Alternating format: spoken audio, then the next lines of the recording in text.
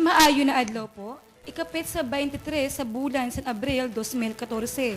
Yan na po na adlaw, amo po ini ang mga nagapanguna na bareta. Interagency team sa Masbate, ginaram kung may paghiwag ang LGUs kontra sa malnutrisyon.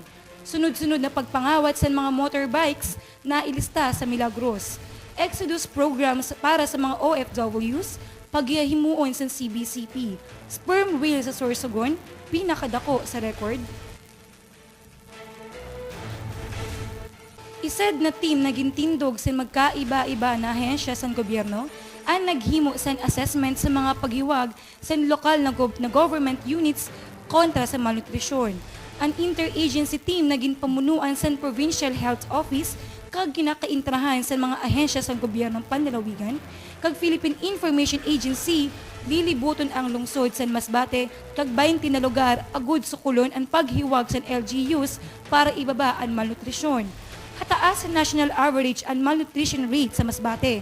Kunain sa tuig 2012, nailista ang sobra 250,000 malnourished na mga bata na may edad hanggang 5 katuig.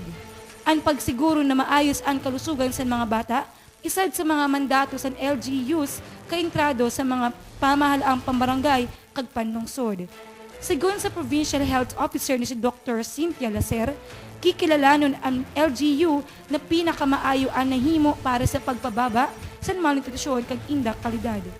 Nagsabi man sila sir na amo man ang nagapamuno sa Provincial Nutrition Committee na ang LGU sa pinakamababa ay malnutrition rate.